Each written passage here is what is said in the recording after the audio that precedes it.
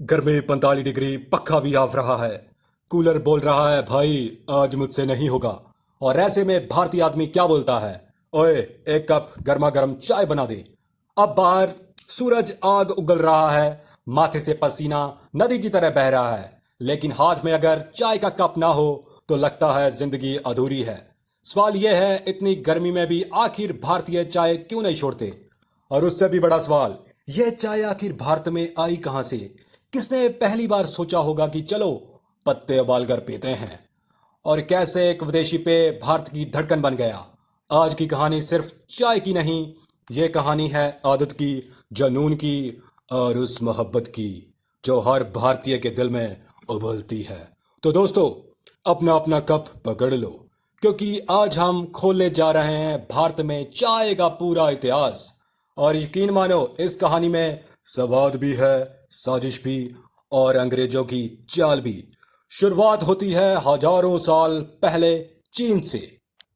कहते हैं 2737 ईसा पूर्व में चीन के सम्राट शियान नुंग एक पेड़ के नीचे बैठे थे। उनके सामने गर्म पानी उबल रहा था। तभी हवा चली और पेड़ की कुछ पत्तियां सीधे उस गर्म पानी में गिर गई। सम्राट ने देखा पानी का रंग बदल गया। उन्होंने सोचा चलो अब गिर ही गई तो पीकर देखते हैं। एक घूंट लिया और बस इतिहास बन गया। उन्होंने कहा वाह यह तो कमाल है। और वहीं से जन्म हुआ टी, यानी चाय का। अब सोचो अगर उस दिन हवा ना चलती तो आज शायद हम सब अदरक वाली चाय की जगह धनिए का सूप पी रहे होते। धीरे धीरे चाय चीन से जापान फिर यूरोप पहुंची, और फिर एंट्री हुई हमारे खास मेहमानों की, अंग्रेजों की। अंग्रेजों को चाय इतनी पसंद आई कि उन्होंने सोचा भाई यह तो सोना है। लेकिन दिक्कत यह थी कि चाय सिर्फ चीन से आती थी और चीन खूब पैसा वसूल रहा था। अंग्रेज बोले नहीं भाई, कुछ अपना जुगाड़ करना पड़ेगा। और फिर उनकी नजर पड़ी भारत पर। उपजाऊ जमीन, सस्ता मजदूर और ऊपर से पूरा कंट्रोल। उन्होंने कहा बस यही है हमारा टी किंगडम। लेकिन ट्विस्ट यह है, भारत में चाय पहले से मौजूद थी। हाँ भाई साहब, असम के जंगलों में स्थानीय जनजातियां सदियों से जंगली चाय की पत्तियां उबाल कर पी रही थी। मतलब हमारे लोग पहले से जानते थे, बस इंस्टाग्राम रील नहीं बनाते थे, वो ठुमके नहीं लगाते थे, बस काम करते थे। 1823 में एक Scottish sir Robert Bruce Assam पहुंचे। उन्होंने देखा कि वहां के लोग एक खास पौधे की पत्तियां पी रहे हैं। उन्होंने जांच करवाई और पता चला अरे ये तो टी प्लांट है। बस फिर क्या था, अंग्रेजों की आंखों में पाउंड ही पाउंड चमकने लगा। 1830 के आसपास ब्रिटिश ईस्ट इंडिया कंपनी ने असम के बड़े बड़े टी गार्डन शुरू किए। फिर दार्जिलिंग, फिर नीलगिरी। पूरा भारत धीरे धीरे चाय के खेतों में बदलने लगा। लेकिन मजेदार बात सुनो, उस समय भारतीय चाय पीते ही नहीं थे। हाँ दोस्तों, अंग्रेज खुद उगाते थे, खुद पीते थे, और हमें बस खेत में काम करवाते थे। भारतीयों का रिएक्शन था भाई ये पत्ते उबालकर कौन पीता है। हमारे लोग उस समय लस्सी, दूध, काढ़ा, छाछ में खुश थे। चाय को देकर शायद बोलते होंगे यह बीमारी की दवा है क्या। अब अंग्रेज परेशान, इतनी चाय उगा ली लेकिन खरीदेगा कौन। फिर उन्होंने खेला सबसे बड़ा मार्केटिंग गेम, फ्री सैंपल। हाँ दोस्तों, रेलवे स्टेशन पर, फैक्ट्रियों में, बाजारों में लोगों को मुफ्त में चाय पिलाई जाने लगी। बिल्कुल वैसे जैसे आज मॉल में टूथपेस्ट का छोटा पैकेट मिलता है। पहले मुफ्त, फिर आदत, फिर लत, और फिर भाई सुबह चाय नहीं मिली तो सिर दर्द हो रहा है। यही हुआ, लेकिन भारतीयों ने भी अपना दिमाग लगाया दोस्तों।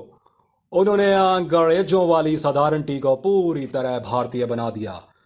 पहले दूध डाला, चीनी डाली, अदरक डाली, इलायची डाली, तुलसी डाली, पता नहीं क्या क्या डाला, और कहा अब आई असली चाय। अंग्रेजों की टी थी शांत, सभ्य, सीधी। भारतीय चाय बनी तेज, तड़कती, मसालेदार, बिल्कुल हमारी फिल्मों की तरह।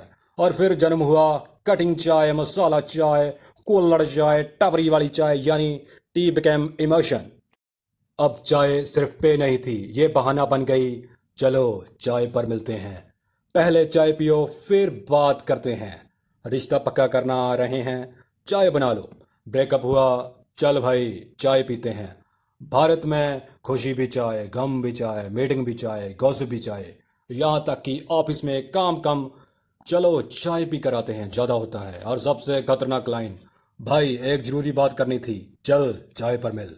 इस लाइन के बाद तो या तो बिजनेस शुरू होता है या दिल टूटता है। अब जरा सोचो, एक विदेशी पौधा कैसे भारतीय संस्कृत बन गया? उत्तर सीधा है, हम भारतीय हर चीज को अपना बना लेते हैं, चाहे क्रिकेट हो या चाय। आज भारत दुनिया के सबसे बड़े टी प्रोड्यूसर्स में से एक है।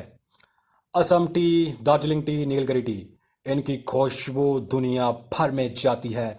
लेकिन असली खुशबू तो सुबह रसोई से आती है, जब माँ बोलती है उठ जा चाय बन गई है, और अचानक पूरी जिंदगी सही लगने लगती है। गर्मी हो, सर्दी हो, बारिश हो, दिल टूटा हो, सैलरी आई हो या खत्म हो गई हो, भारतीयों का समाधान एक ही है, एक कप चाय बना दो।